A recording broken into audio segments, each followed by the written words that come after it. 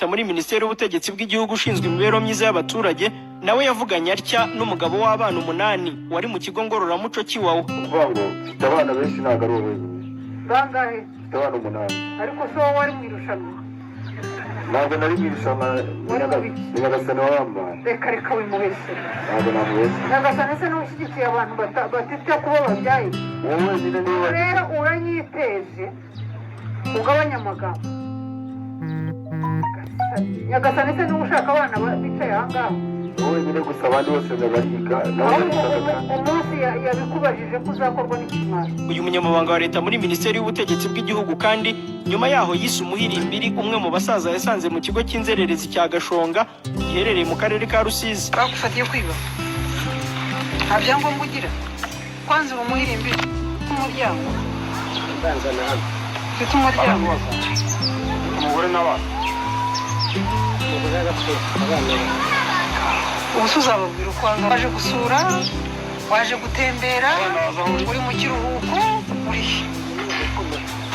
ahubwo wararindagiye. Minisiteri y'Ubutegetsi bw'Igihugu ushinzwe imibereho myiza y'abaturage nawe yavuganye atya n'umugabo w'abana 8 wari mu kigo ngororamuco cy'iwawa. Uvango abana benshi ntago ari wowe. Bangahe? Abana 8. Ariko so wari mu irushanwa. Ntabwo nari mu irushanwa. Nyagasani wabambaye. Reka wimubese. Ntabwo namubese. Nyagasani se n'ushyigikiye abantu batita kuba babyaye. Wowe nyine niba rero uranyiteje ugabanya amagambo. Nyagasani se n'ushaka abana bicaye ahangaha. wowe nyine gusa abandi bose ndabariga. Umunsi yabikubajije ko uzakorwa n'ikimara. Uyu munyamabanga wa leta muri Minisiteri y'Ubutegetsi bw'Igihugu kandi nyuma yaho yise umuhirimbiri umwe mu basaza yasanze mu kigo cy'inzererezi cya Gashonga giherereye mu karere ka Rusizi. Bagufatiye kwiba. Nta byangombwa ugira. Kwanza umuhirimbiri umuryango. Ndanzana hano. Mfite umuryango. Umugore n'abana. Ubuso uzababwira uko wahangaha waje kuhakurya.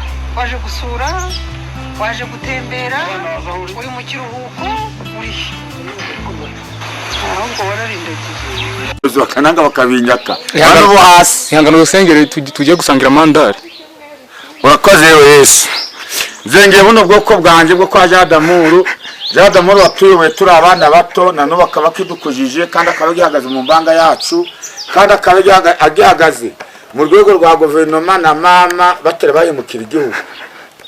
Ngaho rero zengeye ku muryango wa Jadamuru mu rembo ryacu ry'umudiyakoni utaratugiriye nabi no mu rwego rwa leta. Jadamuru aremewe, yategetse ndi kureba, yize ndi kureba, ariko Jadamuru ahagaze none aha n'abana be ndamujinya go bagamwa runo rugo no mu buyoza twara ibintu neza nuko afite izindi nyema zimuzengurukaga inyuma zigahemukira abaturage, zigahemukira abantu b'abakene nguko nandi kurira mbese.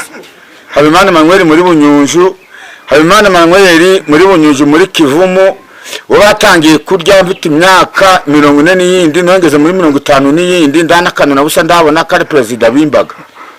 Nyaboneka yewe Yesu ufatanye n'igihugu, ufatanye na bajadamuru na ba mama mureko mwanzabire imbabazi kwa Yesu hari birabisambo bigabanyuke nanje nzabe ngabandi hari. Isengesho ryanje niryo kubariza president w'igihugu niyihangane arangamira uturere, arangamire n'imidugudu afite ibisambo ntakangaje. Nyamena gose nukuri nyaboneka muhaguruke mwangabo mwe naho bundi baratuzonze mu midugudu, baratuzonze mu tugari. Jadamuru ndakwatakoresheje amanama baramunaniye none rero gose mutugwana ho mwabagabo mwe na Jadamuru mu muteri imwe go kwango ariko yurwanya ibisambo biri umungu munakanga bacho dufite nona. Urakarama yewe Yesu, urakarama president wacu w'igihugu, murakarama mwangabo ndako mutagiraga ariko mutugari harimo abantu batugeretse mu miringano ibisambo by'ibyubi zo mutomenya bari kuturya mbesi abakene banyu ndo tuzegura imbanga narimo. Cyokora mwihangane mbahaye isengesho ryiza mu gihugu. Nitwa Habimana Manuel wo muri Bunyunju paruwasi ya Kivumu wakoranye n'ingabo z'igihugu ngaba nangomeje gukena kandi president ari kumba ibintu. Leta muri Minisiteri y'Ubutegetsi bw'Igihugu ushinzwe imibereho myiza y'abaturage nawe yavuganye atya n'umugabo w'abana 8 wari mu kigo ngororamuco cy'iwawa. Uvango abana benshi ntago ari wowe. bangahe mfite abana 8. ariko se wowe wari mu irushanwa Ntabwo nari mu irushanwa ni Nyagasani wabambaye. reka wimubeshye Ntabwo namubeshye. Nyagasani se n'ushyigikiye abantu bafite kuba babyaye Wowe wenyine niwe rero uranyiteje ugabanya amagambo Nyagasani se niba ushaka abana bicaye aha ngaha wowe wenyine gusa abandi bose bariga. ahubwo umunsi yabikubajije ko uzakorwa n'ikimwaro uyu munyamabanga wa leta muri minisiteri y'ubutegetsi bw'igihugu kandi nyuma yaho yise umuhirimbiri umwe mu basaza yasanze mu kigo cy'inzererezi cya Gashonga giherereye mu karere ka Rusizi. bagufatiye kwiba nta byangombwa ugira kwanza uba umuhirimbiri umuryango ufite umuryango Umugore n'abana.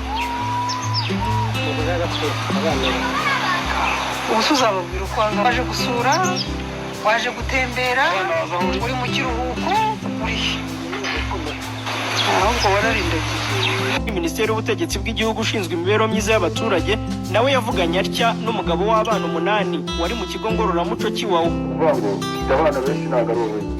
bangahe Mfite abana 8. ariko se wowe wari mu irushanwa Ntabwo nari mu irushanwa ni Nyagasani wabambaye.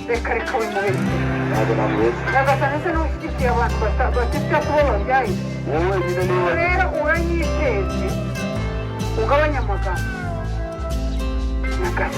Nyagasani se niba ushaka abana bicaye aha ngaha wowe wenyine gusa abandi bose bariga. ahubwo umunsi yabikubajije ko uzakorwa n'ikimwaro uyu munyamabanga wa leta muri minisiteri y'ubutegetsi bw'igihugu kandi nyuma yaho yise umuhirimbiri umwe mu basaza yasanze mu kigo cy'inzererezi cya Gashonga giherereye mu karere ka Rusizi. bagufatiye kwiba nta byangombwa ugira kwanza uba umuhirimbiri umuryango ufite umuryango Umugore n'abana.